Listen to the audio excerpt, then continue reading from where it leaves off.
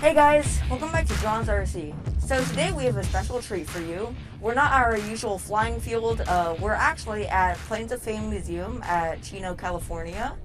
And I've been going to this museum since like forever, and I always try to support them by going to their air shows, their events, and I buy their merchandise, such as this shirt right here.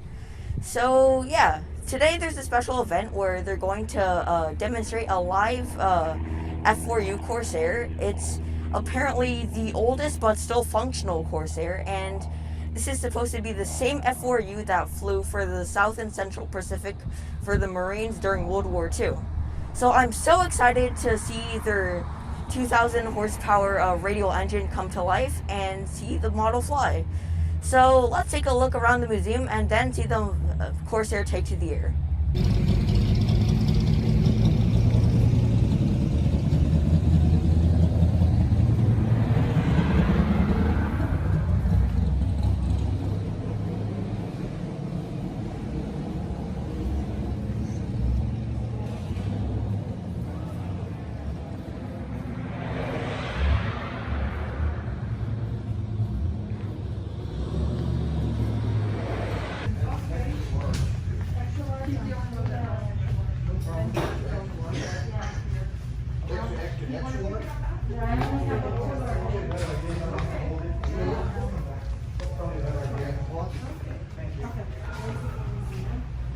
Yeah, because otherwise, I have a black one. Yes, it is still going to fly. Okay. Back and I'm talking about. You set this behind them. Oh, sure. Yeah. How far away are you? Okay, well.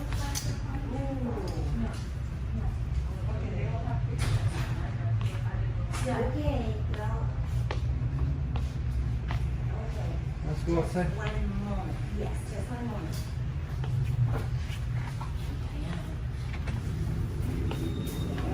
I'm changing my name. Okay, well, that one was built only a year and a half, 1812 cars. So Seversky was founded by a Russian immigrant named Alexander Seversky. And a friend of his, Alexander Parkveld. Is that yeah. What about, do you guys have I don't know, the family and the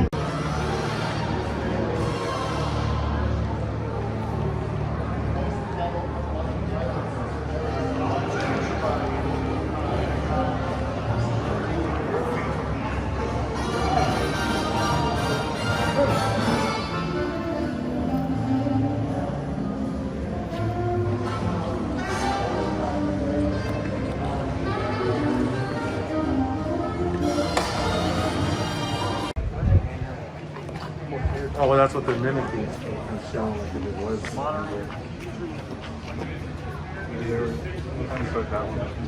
Oh, were they really? It's pretty amazing that you get to rotate. Yeah. So, great.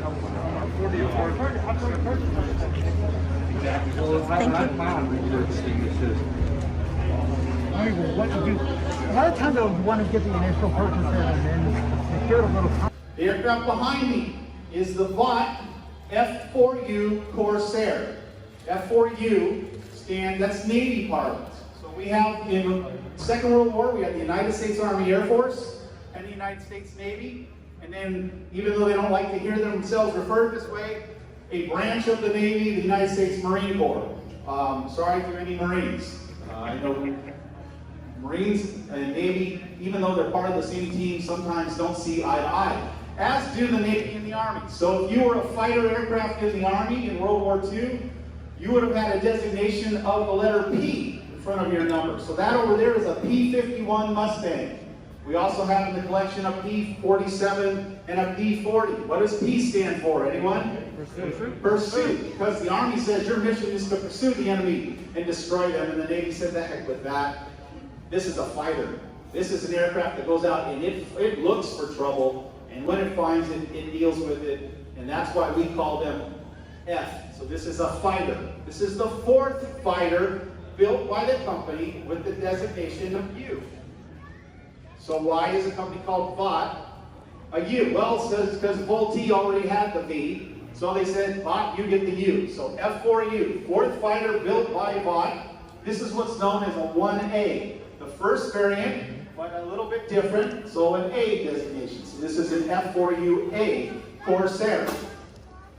This was an aircraft that came out of a specification in 1938. So in 1938, there are the winds of war circling all around the globe. Japan and China are already into a conflict on the Chinese mainland. And in Europe, there's rumblings of war. It will finally break out in September of '39. The United States is staying out of it, but we're also realizing we might get pulled into it. So our military is starting to prepare. So the Navy issues specifications for a carrier-based aircraft, an aircraft that can take off and land from an aircraft carrier that utilized one of the newest, most powerful engines in the world, made by the Pratt & Whitney company, the R2800 18-cylinder, 2,000 horsepower engine. So the company, VOT Aircraft Company, named after Chance Vought, responded to that solicitation with a bid. And they said, we will build you a fighter aircraft that has the machine gun armament that you require, the ability to carry bombs that you require, that can take off and land from a carrier.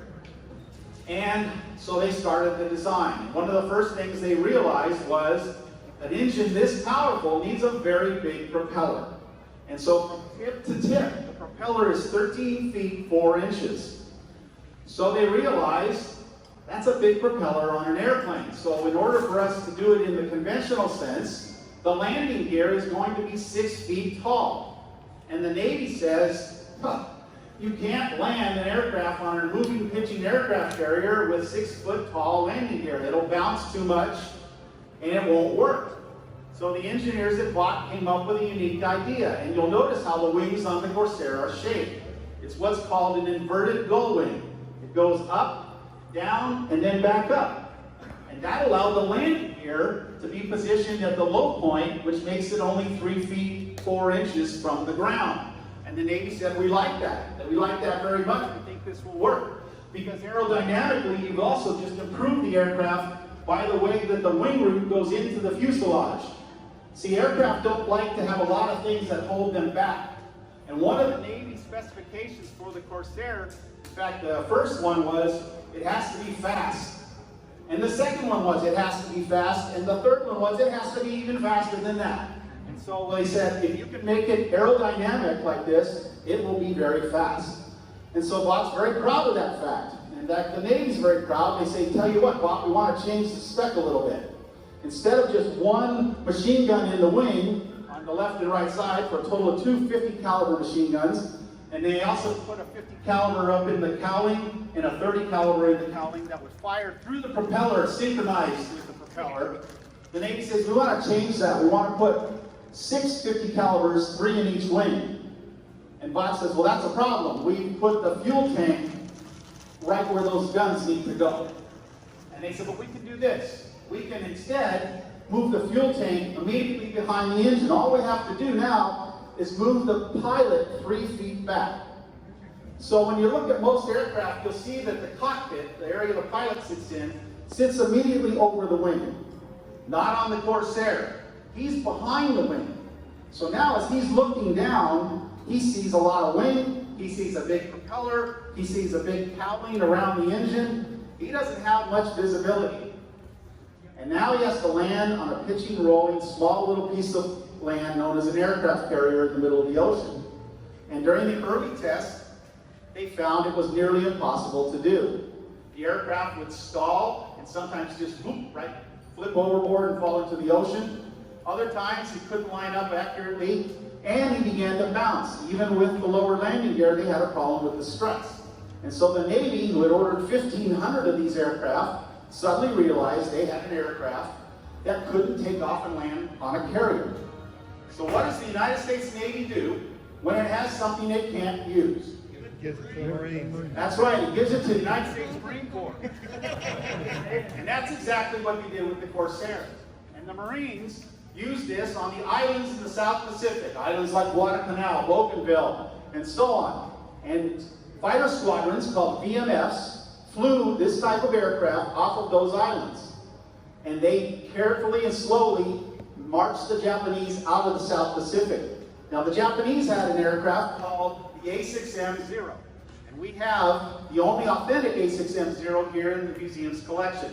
It still flies on its original Japanese Nakajima Sakai engine. So it's the only authentic flying Zero in the world. It was at the time considered the premier fighter of all of the militaries flying at that time, until this guy arrived on the scene. And then this guy took it to task. Now this one actually is a combat veteran from that very period, in that very place. We have found photographic evidence that this flew with VMF, which stands for Fixed Wing Fighter Squadron, VMF 17, which operated out of Bougainville.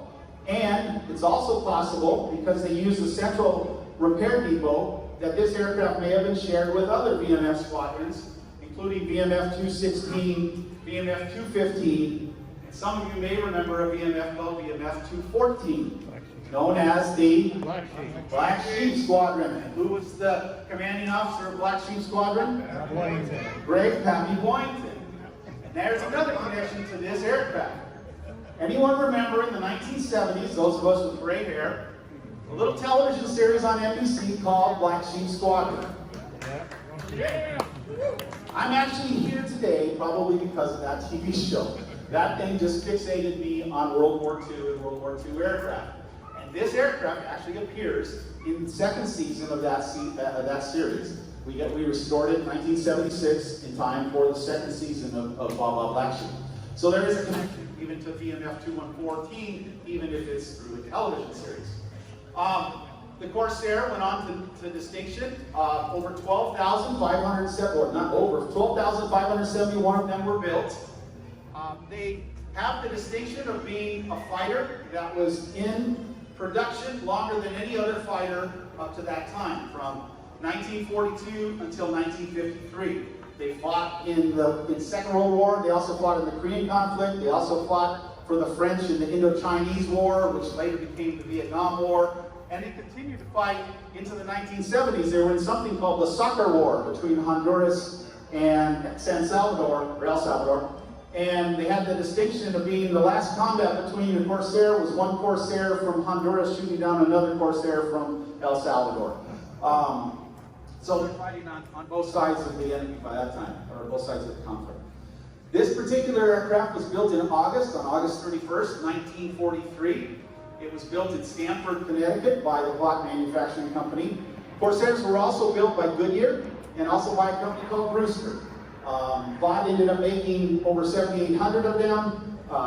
Goodyear made 4,000 and Brewster made 735 until Brewster went belly up.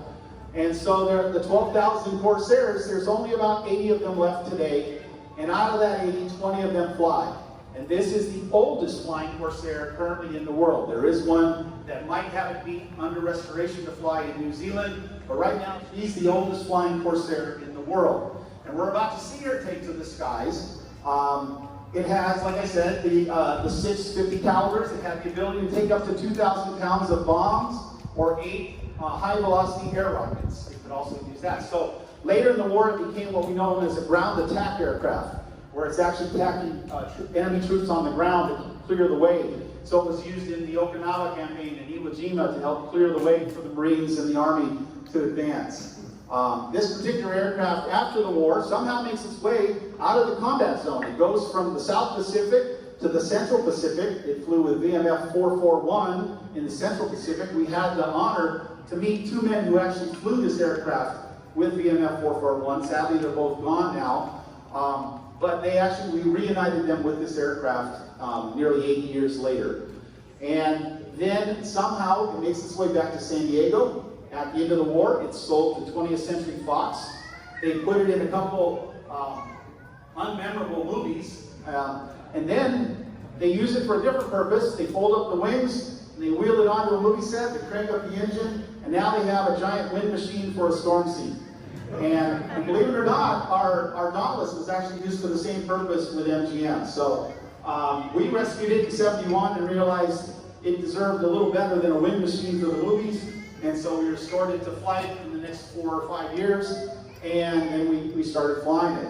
So the man who's going to fly her today has been with the museum for probably longer than almost anyone.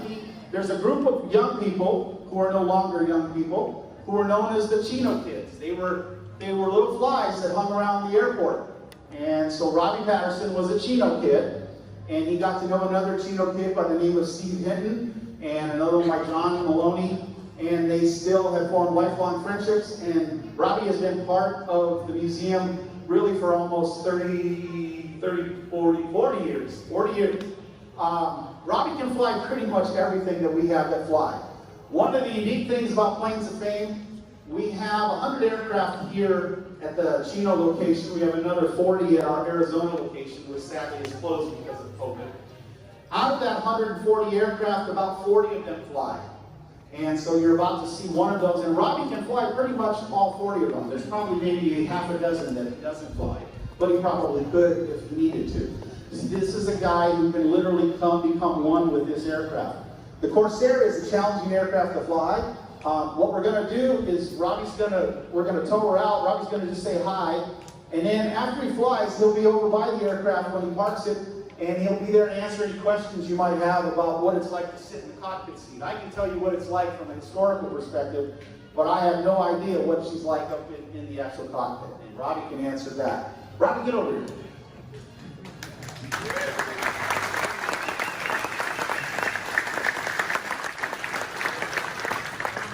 How's everybody? Nice cars. I've been, like you said, I've been here since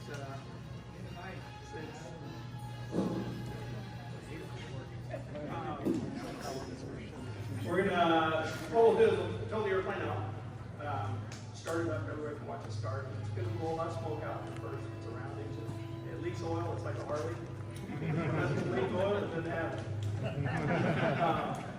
It'll take off and we'll just kind of orbit over top of the airport here, and then come back in and run it. It'll sit for about a couple minutes, run, and then we'll shut it off, and then be able to answer some questions for you. But yeah, Brian, there's actually one of the guys that flew this airplane is still alive. He's 99, and for his 100th birthday, he wants to go for a ride. Hopefully, next year we'll do it. I took him down last year and orbited his 98th birthday. He lives down by Palomar, Oceanside area, and he didn't know we were coming back. Pretty cool. That's cool. But I want to thank everybody for coming out, because without all the people, we're not here. So, thank you very much. All right. So what we can do here, we'll bring the tug in, and we'll hook her up. Then we'll take it out, and you'll see her start up.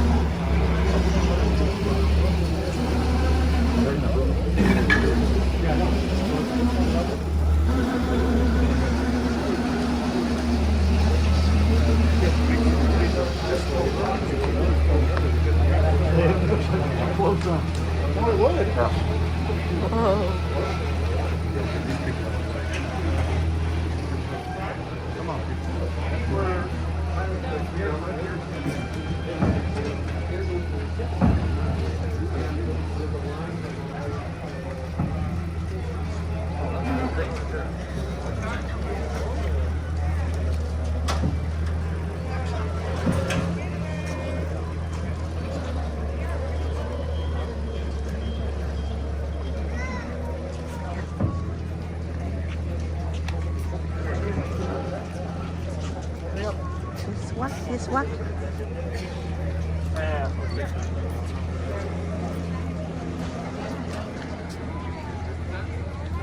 Follow it? Just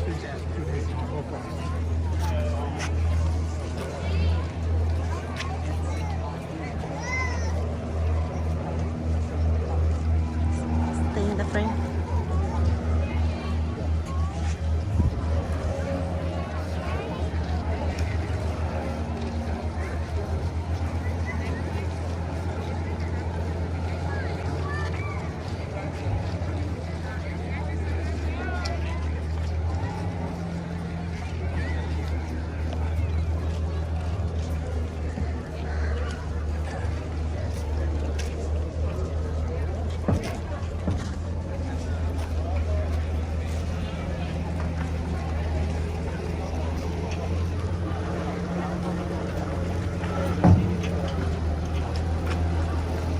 Wait, stay right there. Right there. Oh, sorry. That's a beautiful ride. Another Corsair on back.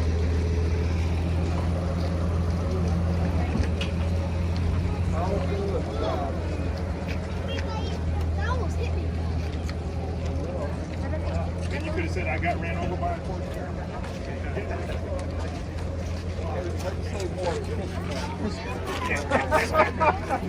I like it.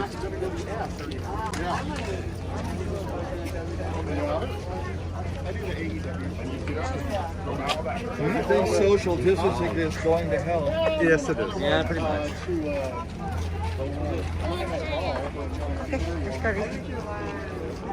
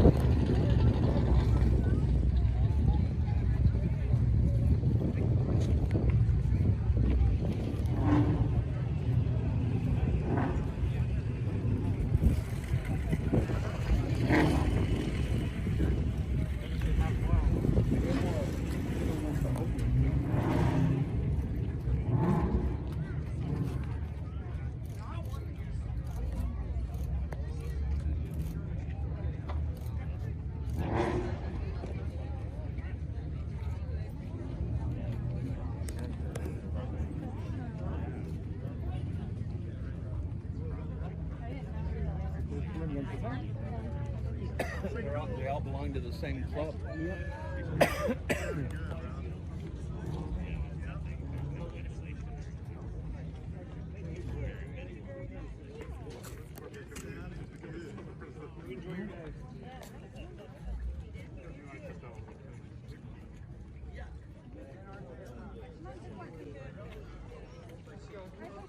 Nice job, Ellen. We're good, thank you. Yeah, that was fun. Did you have fun? I always have fun. I know.